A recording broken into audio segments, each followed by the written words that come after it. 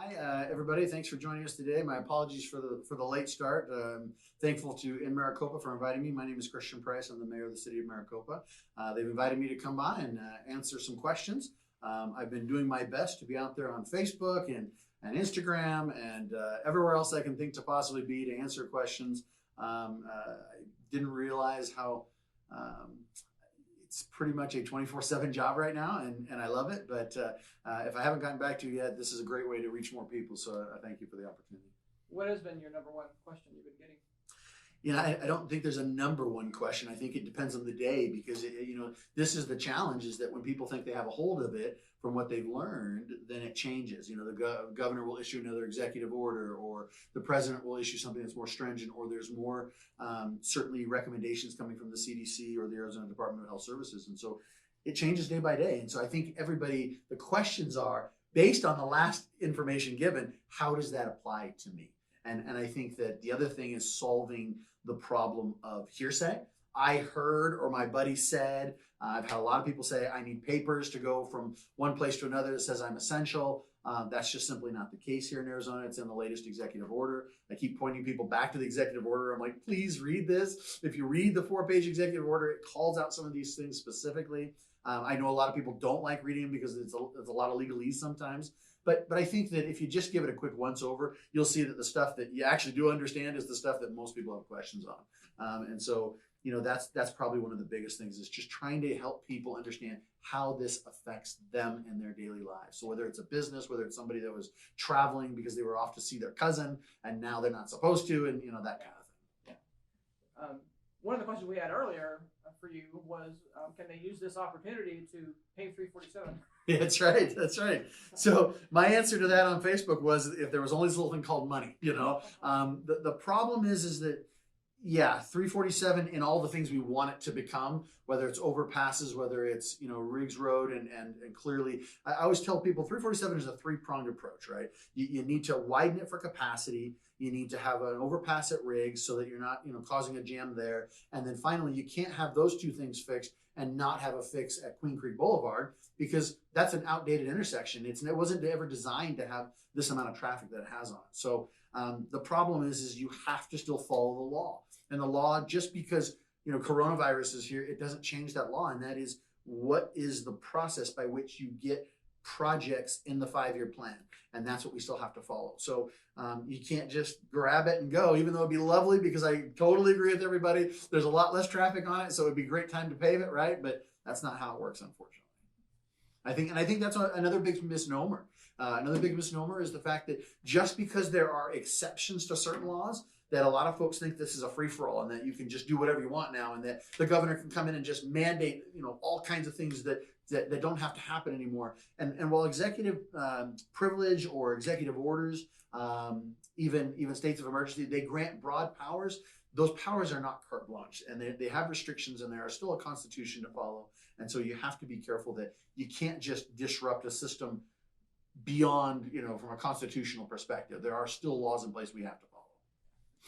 We do a question from Jeff Marquez. Is there a way that the food distribution at grocery stores can be regulated, such as limiting the purchases of goods because hoarders buying everything and leaving nothing for the rest of it? So that's a great question. A question talking about grocery stores. So the city of Maricopa doesn't have that authority. It comes from a private sector. It comes from the gubernatorial side.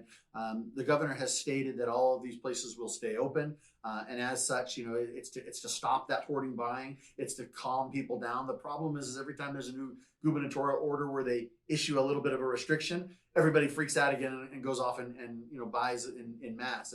And I can't encourage enough that if you just stick to your normal shopping habits, if we all did that, the supplies would catch back up, even though that ramp up is happening internally at the factories and fabrication of some of these things. It would happen faster if we just go back to doing that. But I get it. I know people are worried and they're scared, and so they think they need to have more on hand. But again, the city of Maricopa can't do it, but it is, and I will tell you this, it is one of the concerns that we expressed with the governor on our daily calls with him on a regular basis. And so that's part of the reason they initialized the National Guard, was to kind of calm that and helps restock, because a lot of these places are getting shipments now. They just can't get it out of the back and through the processing fast enough to get it back onto the shelves before it's whisked away. So, but I think that the other side to it is to give major credit to the grocery stores, because a lot of them have already put in place on the things that are gone the most, right? So flour and sugar and canned goods and, ramens and noodles and toilet paper and paper products, those all have a purchasing limitation to them as one per family. And I think you've seen that extensively as you walk through the grocery stores, even here locally.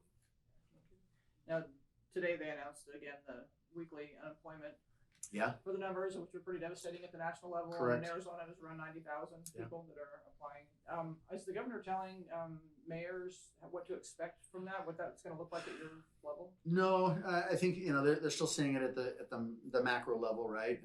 Just on what this looks like. I think nationally we're at 6.3 or 6.6, and so that's last week was 3.3, 3.2, and that was double what it was in the financial crisis. So this is an unprecedented moment in American history, if you will, or just in our era, in our day. But at the same time, I think that you also see an unprecedented package come from Congress, and the trillions and the surplus and the things that I shouldn't say surplus, I should say stimulus is what I meant to say. So the stimulus that's trying to come out. So they're really trying to alleviate and give people something to float through some of these hardest hit times. But yeah, it's tough when you have so many, how the hospitality sector, some of our temporary workers, things like that are simply out of work. And you have people that have just the whole industries that have been shut down. I think the Grand Canyon just closed this morning or last night. So it's a real challenge. It's a real challenge. And yeah, the governor's not telling us necessarily what to expect, but we are asking him for help. And so we are asking him, as he gets federal dollars from that package, from that CARES Act, and or some of the money that's been budgeted. There's been $50 million been budgeted through the state legislature. We've been asking him for allocations of those dollars so that we can administrate them through different processes and programs that would be within the guidelines. And so he's got to do that, but he's getting pounded from all sides, and everybody's cozying up to the trough, so to speak, and everybody wants. For as much as we talk about COVID, it was funny. I received a question this week, and they asked me when Maricopa Casa Grande Highway was going to be done. And I actually had to stop and think for a minute, because I hadn't been asked a question about Maricopa in general for almost 3 weeks. It's all been COVID questions. So I had to stop and retool and think, oh, wait a second, what is the answer to that? There's been some rain delays and some of the other things. So I did get the answer. We are hoping that late April, early May, that we are reopening Maricopa Casa Grande Highway. But there are so many positive things that are still happening here in the city. I mean, we have schools being built. We have, buildings coming out of the ground. We still are moving forward with some of these, the business park behind Acacia Crossings and the entire area over there by Culver's. All those are still in progress. And it's true that the wind or the air has been sucked out of the room by COVID, and that's all people are focused on. And it's not inappropriate for it. But I think that we also should keep an understanding that, again, we know this will get through it. We know this will pass. And with that, we need to make sure that we're still doing the business of the city. And I think that's what has my life so busy, on top of everything that I'm doing on behalf of COVID and the responses to the city and the governor and being able to answer questions is all about. It's also my job to make sure that we are still moving forward with economic development and preparing us for when we come out on the other side, because we don't want to lose any momentum that's lost outside of our control. That's going to happen. That's going to happen. But we want to make sure that we are prepared for everything that we can be for when we go through this, so that when we come out of it, we're ready to hit that ground running again. But I still think that it's interesting. We were looking over at the library that's going up. We were talking with the construction crew there. They have a ton of people on site. And we were asking about it, and they said, well, we have a lot of little jobs that, have 5 or 10 people or 20 people. And depending on the crews, they're giving the same latitude and leeway as many other employers are. If you don't feel comfortable coming in, whatever, please don't. And so you'll find themselves having, on a 20-person crew, 10 people will come in. Well, you can't do the job. So they're aggregating. So they look to a larger job like the city of Maricopa's, and they're putting all those people to work on our job. And I'm thinking, this is great. We might have this library open earlier than what we'd originally planned for if it stays that way for a while. So we'll see. But again, I think that there's some real positives that we really need to focus on. And despite the challenges and despite the realities and the hardships we're facing, let's not forget that this city is still growing, it's still moving forward, and it's a wonderful time to be alive and to be here. What kind of projects can people expect? We are seeing, ground moving over by the apartments behind Walmart. We've seen signage and some permitting going on with the hotel and that kind of Right. thing. What else is happening? I think it's all those projects and so many that we've been working on for so long. Just again, I don't have anything new to announce today per se, but I can certainly say that we are moving forward with all of those projects and more. Again, I think we're all looking for the retail to come out of the ground over there by Culver's. They're still working their internal stuff that they have to deal with. That's not a delay on us. It's completely internal. When you have a changeover, a CEO with a major anchor, and they say, "Hey, put brakes on everything," everything comes to a screeching halt.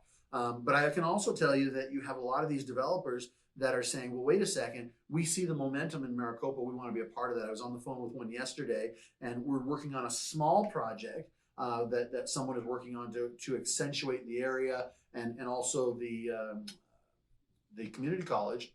However, at the same time, it's part of a much broader, bigger philosophy because they are partners with the major landowner that owns so much in this area. And what we see partnerships there that can help bring more commercial out of the ground that so many people are asking for. And so he's excited to be working with us. We're excited to be working with him. So these are the types of things that are still happening. I will say that banks are a little skittish right now. And so a lot of these developers have really tried to make sure that their loans and their construction stuff is all signed on the dotted line so that doesn't become another delay in this COVID time. But, aside from that, things are still moving. On that scale, Linda Gomez wants to know what is going on with the light at Whiteman Parker and Endicott. Great question. Thanks, Linda. So that light is still coming. Again, one of the things most people don't know is the cost of a stoplight. It's somewhere in the neighborhood of about $350,000. And there are very few places in the entire United States that actually manufacture stoplights. So you have to not only put in your order and have your design correct, you have to get in line and get that thing sent here. And it takes some time. So you have design, you have repurposing of the division of everything right there, and how to move traffic through there, and you have to go through all these steps. But we are hoping, anticipating that if all things stay on track, again, this is you have rain delays, now we have an unprecedented COVID delay. We don't know what that's going to do, but hopefully, if all things stay according to what we have anticipated thus far, we anticipate that it will be late May, early June to even late June. So by the end of the fiscal year, so we're hoping that it's up and running and everything's done by July 1. That's the goal. Yeah, and I know everybody wants it. I want it. And again, this is part of a growing city, and people always want everything to be done prior to. But I think it's really important that the public understand that we believe that growth should pay for growth. And so instead of you, the taxpayer, having to pay for everything, it's easy to sit here and predict, hey, we think a road should go here. Let's just build it, right? But why build a road at the cost of millions upon millions of dollars to let it sit and not have the usage that it would have someday if indeed, when things come in and based on the permitting process, you can get the developer to help pay for that, right? That's part of development impact fees. That's part of the traffic studies. If your growth of your subdivision or your commercial building is going to generate a certain amount of traffic, then shouldn't they help pay for the infrastructure? I think most people agree they should.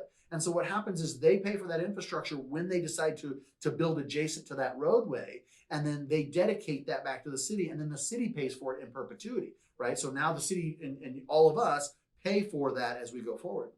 And so I think it's just really important to understand that this is a way that we help reduce your fees and your taxes and live within a budget that is so important for us to do. We're not the federal government. We don't have the ability to print money, and we're not Uncle Scrooge and have a big vault back there with full of gold coins. That's not how it works. And so we have to make sure that we're living within our means. And in order to do that, we have to prioritize the priorities. And with that comes, we see and we understand when these types of things have happened. For example, the light at Honeycutt. But what we're able to do with that light is we went twofold. We accelerated when we realigned the CIP, which is called the Capital Improvement Project. When we realigned some of those priorities, that moved it up heavily. And we also placed a lien against the property so that when it develops, that builder will now have to come and help pay for that. Now, you can do that for some smaller things. You can't do it for too many larger things, because then it actually dissuades somebody from coming along and buying the property, because they automatically see that as, well, I'm going to have to pay for that right now. And so I don't want to buy this property because that may not be the use I want to put into it. And so you have to be careful. You can't just do it anywhere and everywhere and start building roads everywhere, hoping that the developer is going to come along, because they'll come along and say, well, I wasn't going to put something that used that heavy of traffic, so I wouldn't have done that road. Therefore, I won't buy that property, and I won't pull it from dirt to a commercial enterprise, which is now paying property taxes. And so now we actually sink ourselves on the back end. It's all about finding and doing it in balance so that we're doing it just enough where we push a little bit, but that we receive something as well. Are all of the capital improvement projects that were scheduled for this fiscal year on track? Yes, they are. Yep.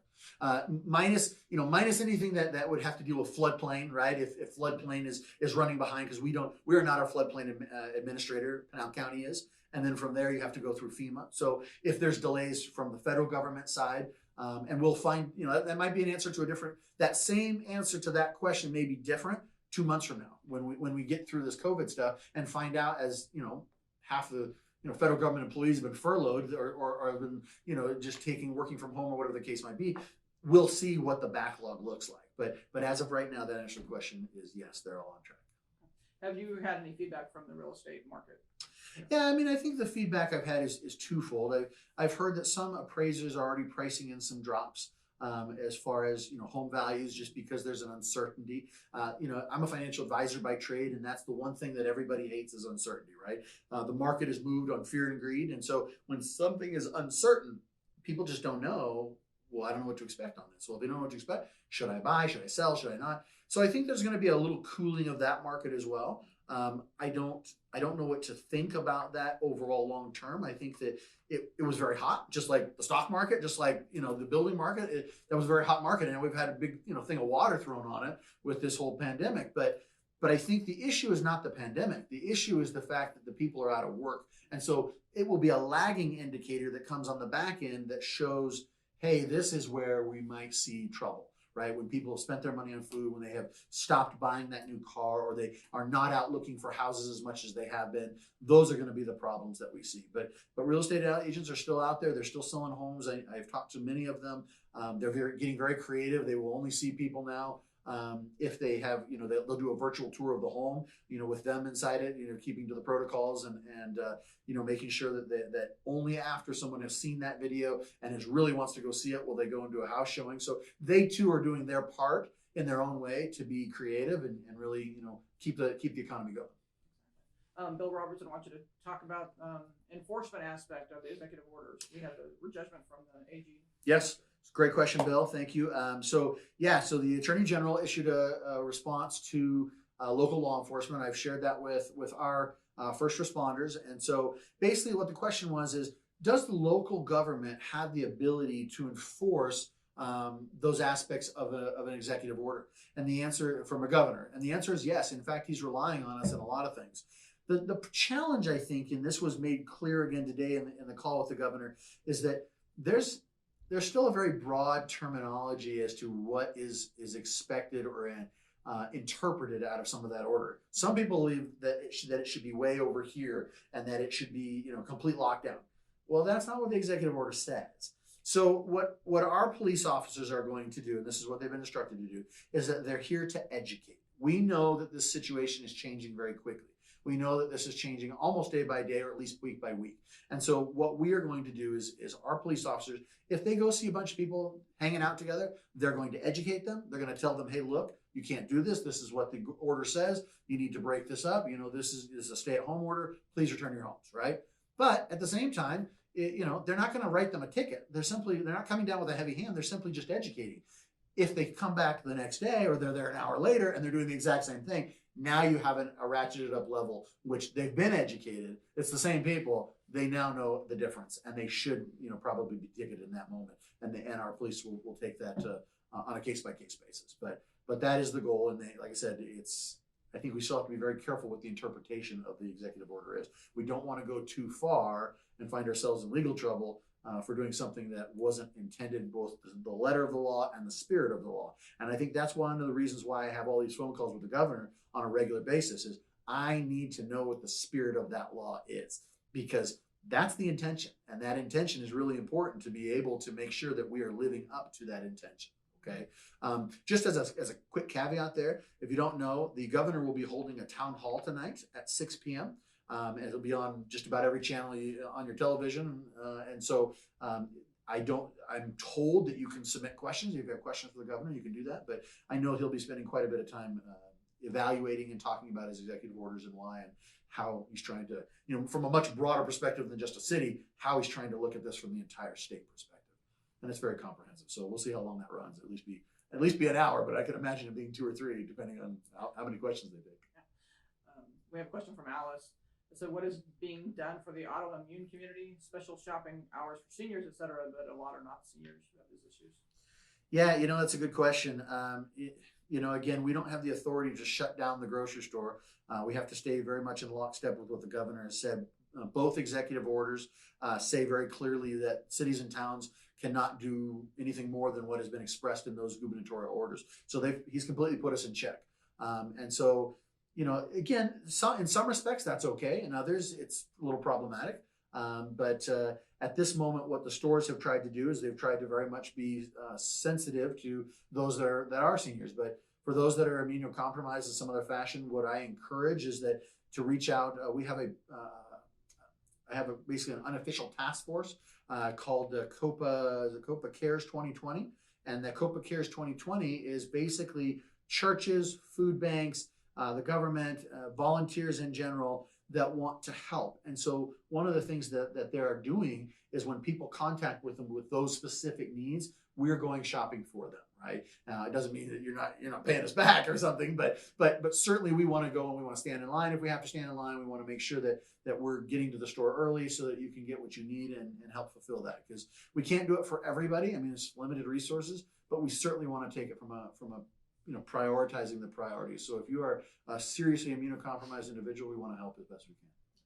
We had an earlier question. Why hasn't the price of gasoline gone down?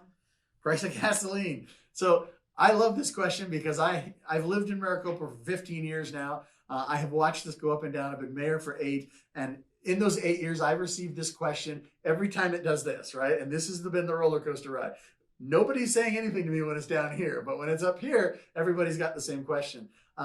Look, the reality is, and I'm not going to claim to be all knowledgeable. I've been on several Facebook strains or threads here in the past couple of days that have really conglomerated the answers, okay? And that is there are so many factors that go into the pricing of gasoline. It's not just the end-all be-all, right? So if you are the distributor, meaning if you are the person, the retailer, the gas station, you are the one that is usually marking it up a few percentage. Now, I've had lots of friends who've owned gas stations, and they will all tell you, gas is what gets people here. It's not where they make their money, okay? They get a very small percentage over. Now, we all know people can gouge, right? And so there's obviously a limit in our state statutes that prohibits gouging. But at the end of the day, people will say, well, wait a second, why is Casa Grande so much cheaper than us? And so what we have to understand is we have on a different pipeline. We have a different delivery service. We have a different mixture with the issues and challenges going on right now. So what is the ability to move that? The private sector will always dictate what is the best and most efficient way to do it because they're in it to make money, right? So the government is really not in the position at this point, at least not the city of Maricopa, not in the position to come and dictate to a private, gas station, hey, you have to drop your prices, because you also have to remember that, let's say, here's the local pipeline that fills up these tanks, right? So this tank was filled up at $100 a barrel. This tank was filled up at $90 a barrel. Well, here's the gas station that still has to get delivery from this one. Even though the price today is at $26 a barrel, they're still going to have to go through this, purchase a higher price, and it's still going to reflect at the gas station. Until they burn through this and now fill it with gasoline at $26 a barrel, they're still going to go through this one. So it takes a little bit of time to work through the system to get it all out. We will see it narrow again. I have watched this very closely to be where we have been cheaper than, usually we're not cheaper than Casa Grande, usually we're not cheaper than Tucson because of the pipeline. But we have been cheaper than Scottsdale, we've been cheaper than Chandler, been cheaper than Northern Arizona, from Yuma, etc. And that typically stays that way. Every now and then, there's a time where we're higher, but for the most part, we stay underneath.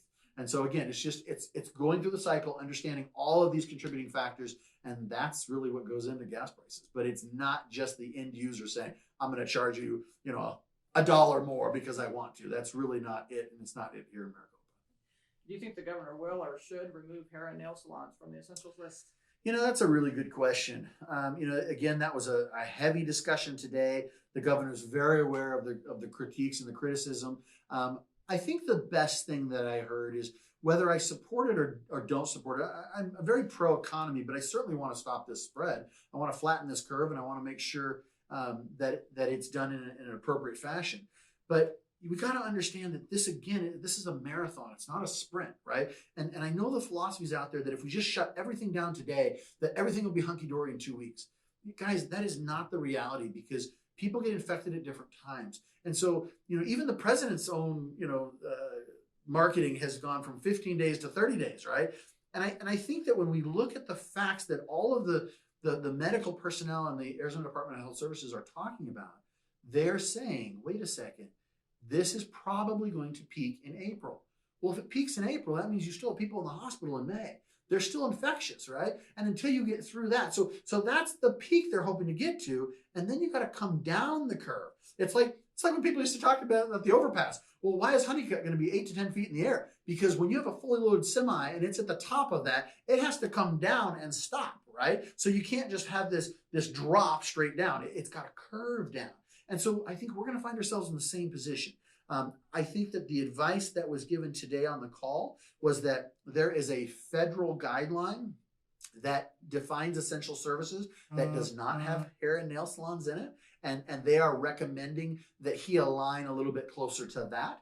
And I think that will probably be in the upcoming week, right? If we're still talking that cases are going to go up for the next 1 or 2 weeks to peak in mid to late April, then I think that we're also going to see more and more of these executive orders come out that shrinks that essential list, right? So that the non-essentials are staying more and more at home. But I would also argue that a lot of these places have felt the social pressure, and they've also just said, hey, our folks are uncomfortable because we're working in close proximity. It's why dentists have closed, right? And I mean, they're still technically medical. If there's an emergency, they can be open, but most of them have said, we're going to close because our hygienists don't want to be here. And, you're working in people's mouths in close proximity. We're using the mask. And so I think that you're going to see more of that shrink as we see in these next couple of weeks. How far he'll go, I don't know. We talked this week with Mr. Horst about employment at the city hall, how that's working out, right. People being home, people doing whatever they need to do right now. He said it's unlikely they'll be furloughed.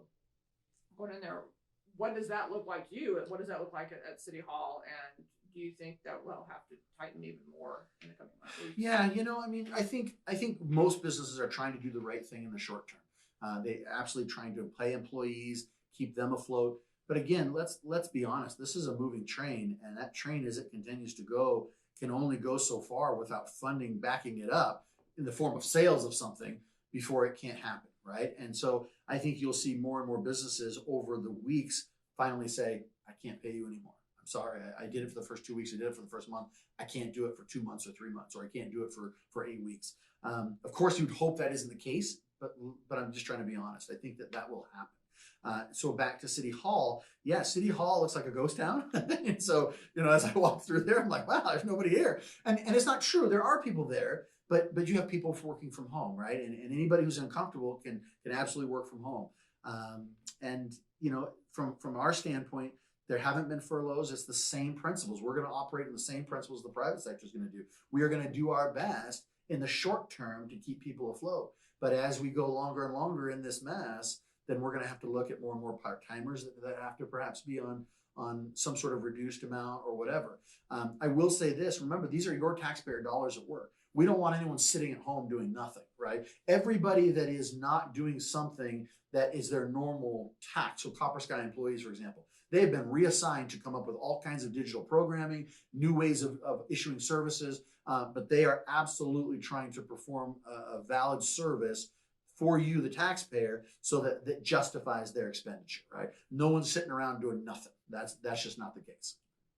Unconnected to coronavirus, as far as I can tell, what is the current city status with floodplain development in those areas? What's going on? So the floodplain is something that we work on diligently. I have spoken about it in every one of my States of the City addresses since I became mayor. And it's one of the top priorities, but it's also one of the slowest things to get fixed because you have to work with the U.S. Corps of Engineers. And what we've done is we've taken a 2-track approach. We know that the Corps has to work with us to get a regional solution done, right? This river that comes up through Maricopa, the lower Santa Cruz, and has flooded Maricopa several times. It's such an unusual river because it starts in basically Nogales. It's in the United States. It goes into Mexico. It turns and heads back north, coming back across the border, coming back into Arizona, ultimately back to Nogales, to Tucson, and then up through the Casa Grande area, Eloy, etc., and then turns and comes up through Ak-Chin, through Maricopa, and then on to Gila River. And, again, there was a time when this flowed all the time. That's not the case anymore, and now it's just based on flooding. But the challenge is when you have so much property in a floodplain, you got to get it out. Otherwise, everyone's saddled with flood, insurance. You have to do it, especially if you have an FHA loan or something like that. You have to pay for flood insurance. And so we want to fix that problem so we can get all of that land that people want to develop being developed, because that's retail, right? That's property taxes. That brings your property tax down by spreading that over, more folks. And so we're trying to get that out as fast as we can so you can see the investment here in Maricopa and therefore ultimately bring in the services that most people want, that retail, those jobs, those factory type stuff, the fabrication, all those types of things. And that's on a cusp of coming, but you also can't have government intervention where we would build something in those areas unless you pull it out of the floodplain. And that's a real problem. It's illegal for government to use taxpayer dollars to build in the floodplain, which makes sense, but it is still legal. And so as such, we have got to work with that. So we have 2 tracks. One is working with the Corps of Engineers for the regional solution, and one is working with all the landowners along a specific tract of land that runs from the lower Santa Cruz, south of Maricopa, that goes all the way to Gila River on our north border.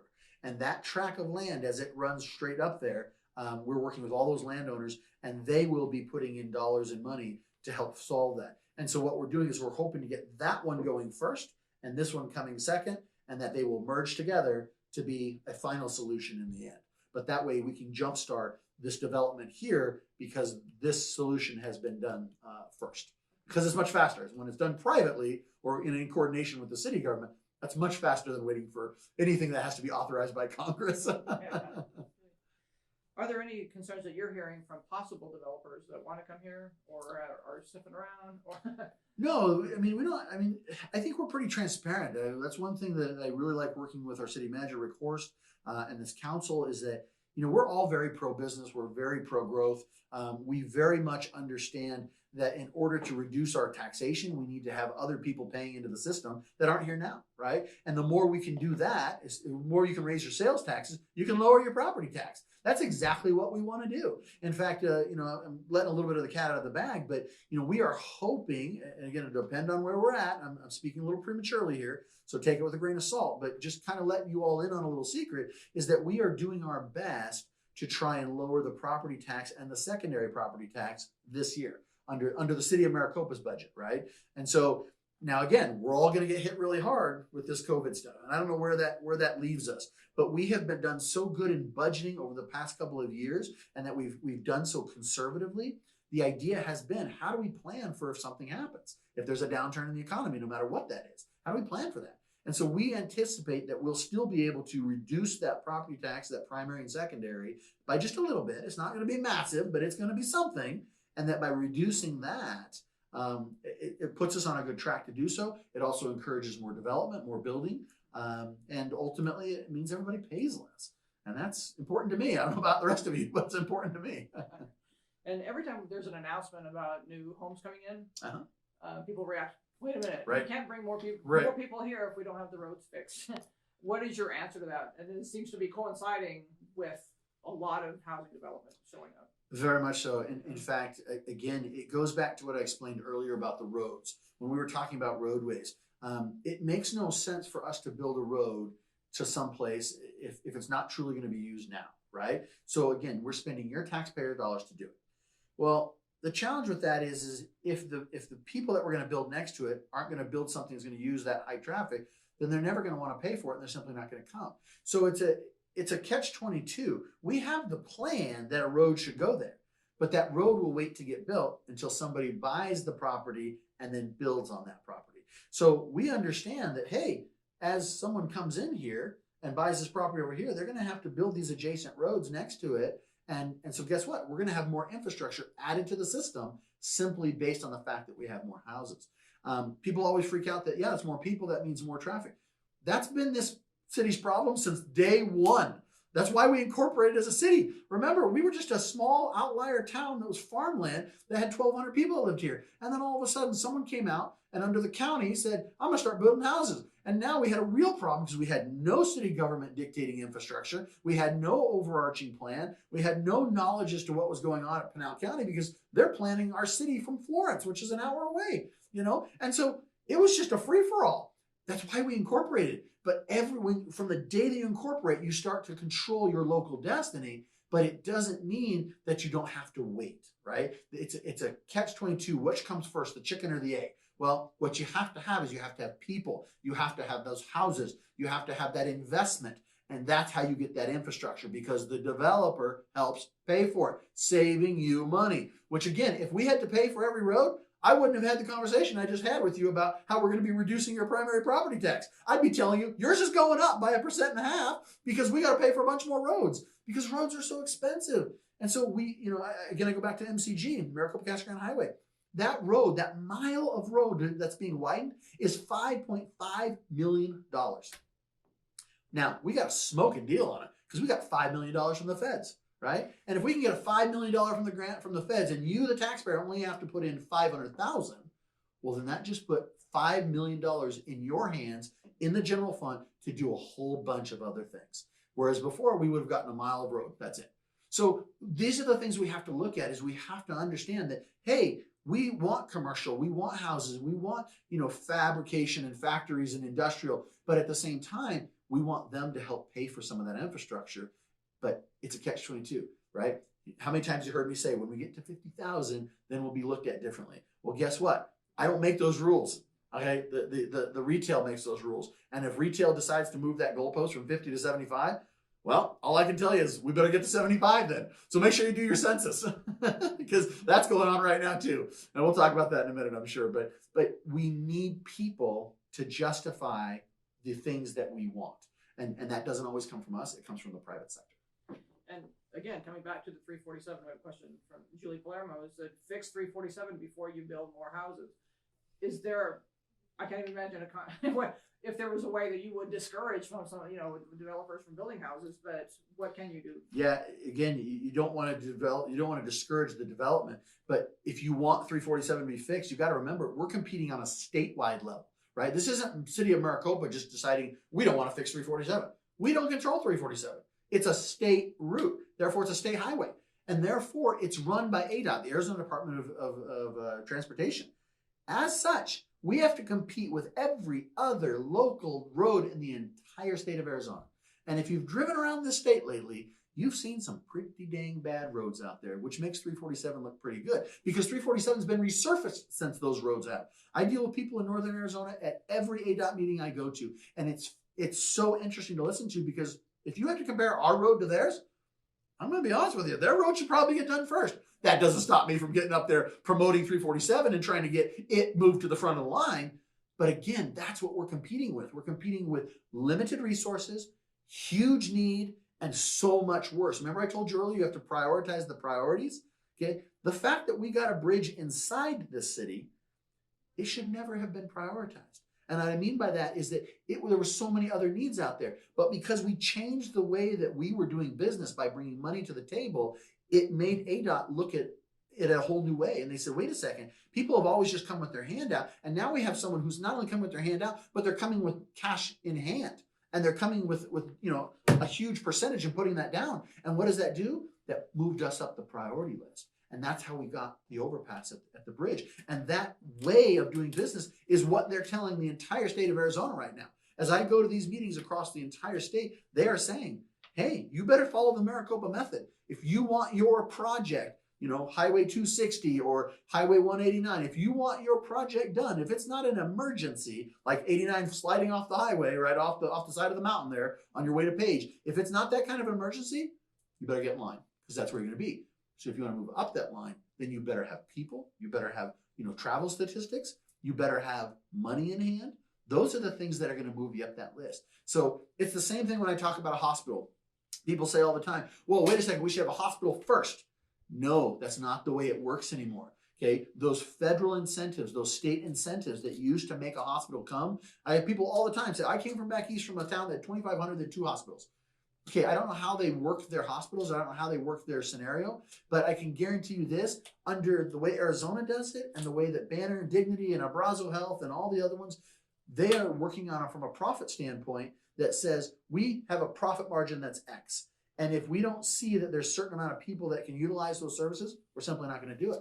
And even in still, you're not seeing massive hospitals be built anymore. You're seeing micro hospitals where they have 20 beds, 15 beds, right? And they service a certain population of 100,000, right? And that way they can be more profitable because they are smaller. They can have one doc on call. They can have a small ER room, et cetera, et cetera.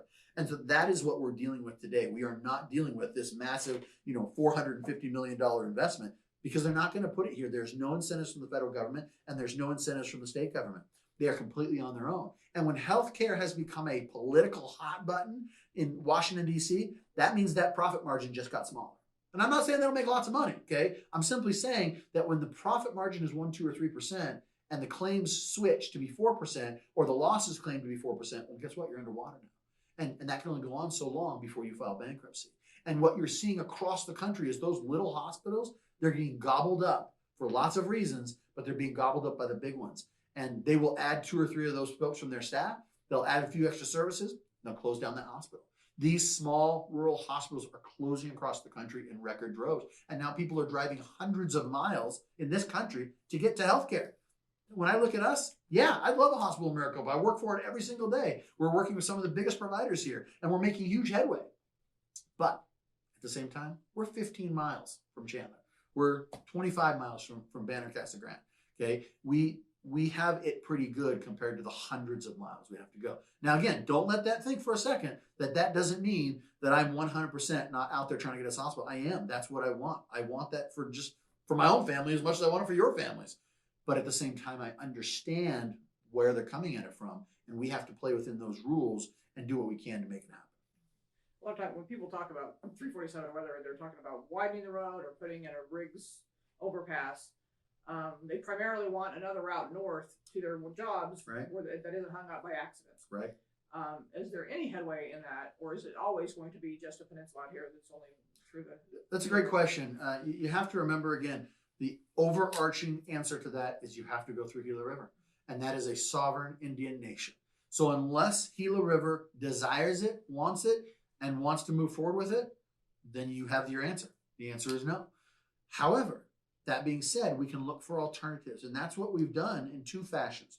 It's why we're such a big promoter of the I-11 corridor, because that skirts the western side of Gila River's property, which means that we don't have to deal with them saying no to us. They can't leverage us and say you can't do this because they don't have any say in it. It doesn't go through their property. Okay, that's the first thing. The second thing is when the voters of Pinal County approved Propositions 416, 417, there is $80 million in that goes to what is known as the East-West Corridor, right? Which is basically Maricopa-Casa Grande Highway widened into 3 lanes that basically goes south of Gila River, okay, and then heads up north of Casa Grande and then intersects with the I-10. So is it a direct northbound? No, it's not. But it will be a high-speed transit that allows you to get from there in about an extra 5 minutes, right? So if it now takes you 15 extra, that'll take you only about 5 extra, right? Because you're covering more territory in a shorter period of time with a wider section of road, and you have less stoplights and those things to deal with. But again, you have to go around Gila River unless they were to come to us and say, hey, we'd love another way for you to get from here to there, and we'd like to put it right through our land, and you're welcome on it. That would be a great day. But that day has not happened yet. Bill Robertson wants to know if there was an update on the scoping study, what the status is. Scoping studies, we're still waiting on Gila River. So again, we're working closely with them.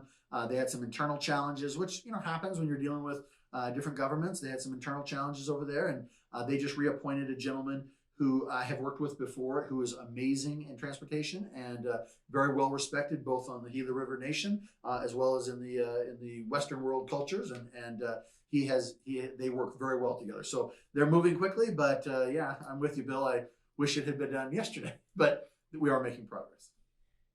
Victoria, she wants to know, what do you recommend to stay sane during quarantine? Good question. I think that's another big misunderstanding of the governor's executive orders, right? The governor doesn't go out there and say, you need to get together in groups and go out and socialize. That's not what he's saying.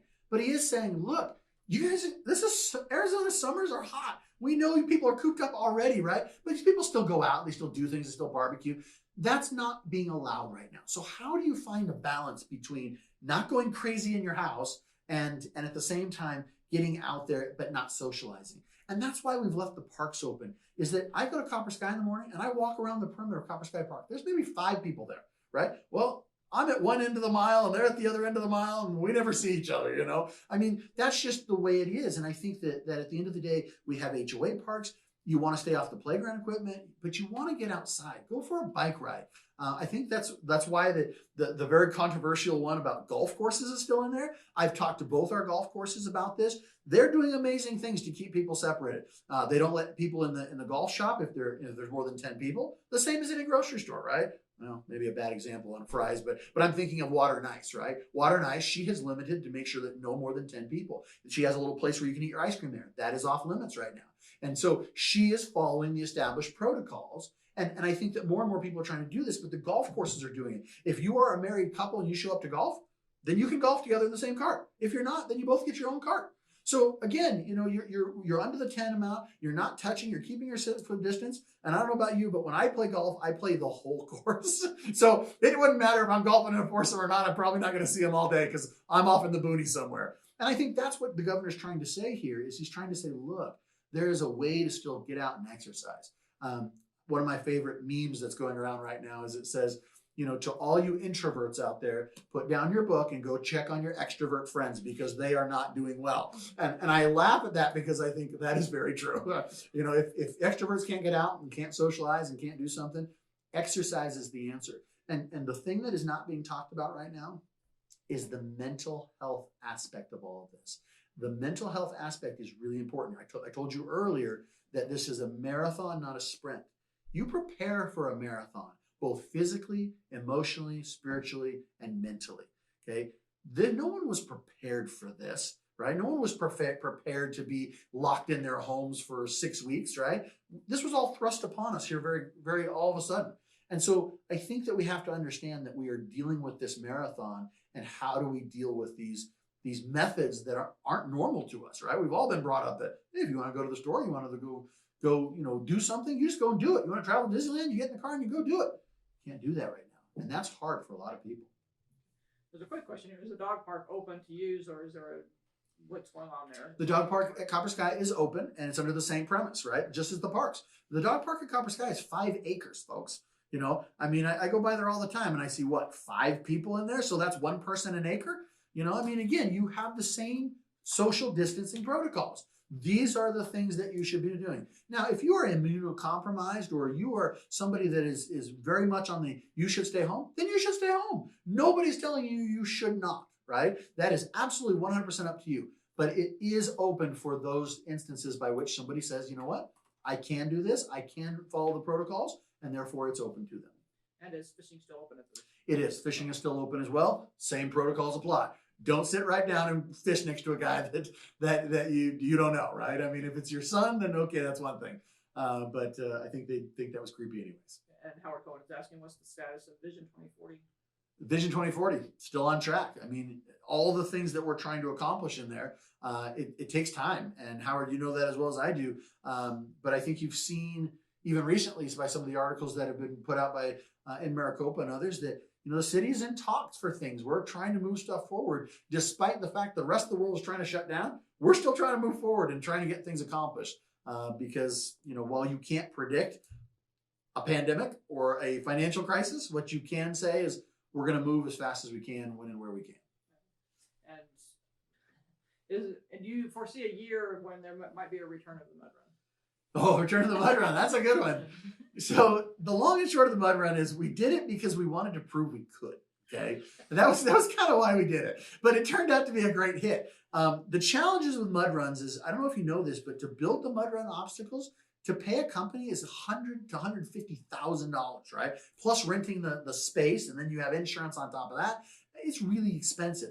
By us doing it on property we already owned and doing it with our Parks and Recs crew that didn't take or shift, they didn't carve off any of their work. They still had to do every bit of the work they did, but because they loved doing it, they built all of these obstacles of their own and basically on their own time, and they still got all the work done.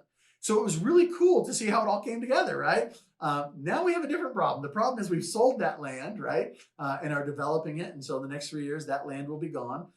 We've changed up a little bit of our Parks and Rec department. We've really helped them cross over and beef up our streets department because, something that I get complaints about all the time is, well, there's weeds here or weeds there. And hey, I get it. We want those gone too.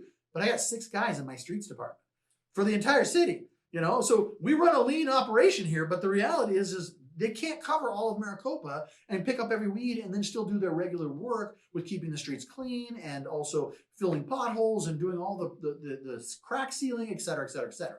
So we have to find balance there. And so what we've tried to do is we've said, what if we can take these 2 departments, Parks and Rec, and if they can get done early on some things, we can use them over here or we can shift them back and forth. And so wherever the need is, we can complement one another. And these guys love doing it. They love having something different to do, and they're incredibly valuable. So, just like anybody who's fulfilled in what they're doing, it makes them more effective, more efficient, and it's a better use of your tax dollars. And that's what we're trying to focus on. So it's coming, but again, it's doing it in an appropriate fashion. And personally, do you have any knowledge of anybody in Maricopa that actually has been diagnosed? That's a great question about the diagnosis. So I will give you the same answer that I've given thus far, is that according to HIPAA, it is illegal to let us know that beyond the county level. However, I recently signed on to a letter yesterday that I sent to the department, or to the governor's office, to Ben and others in the governor's office, and we'll see what the governor does with it. But what we are asking for is we are saying, look, we understand that HIPAA even has some outs, so to speak, right? Some exceptions to the rule. And if we can get gubernatorial executive order that bends those HIPAA laws, and I know they're federal, I get it, but the Arizona State Department of Health and the governor, under the emergency clauses, have some authorities there. Now, I'm not going to give them all to you because I'm not an attorney. But I will say this, is that what we asked for is we said we would like to know if we can get information based on zip code of who has it in our jurisdictions, okay? Now, the problem with that in Maricopa is that we have 2 zip codes in Maricopa, right? 85138 and 85139, and it goes right up and down 347. So is the entire west side of 347 inside the city of Maricopa? The answer is clearly no. So we might have those numbers skewed by the fact that somebody lives in Thunderbird Farms or Hidden Valley or whatever, right? Now, at the end of the day, they're still in the general area. They're still in the zip code. They probably shop at our stores, right? Or they come through here in some fashion. Maybe they come to Copper Sky. So it's still the same.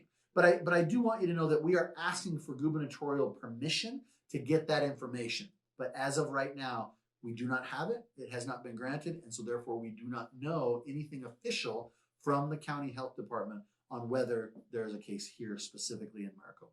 And that's the law as it is right now. Well, I think we can wrap it up. If there's anything else you want to talk about today, or I think it's been a good day. We talked about all kinds of stuff. So again, I appreciate people watching. I thank you for the questions. I hope you find me as honest and transparent as I possibly can be. I want you to know the answers to the questions. I want you to help disseminate these answers to others out there, because ultimately, I'm only one person. So if I can have more people giving out the correct answers, that's a great thing. But I also want you to know that these things are changing daily.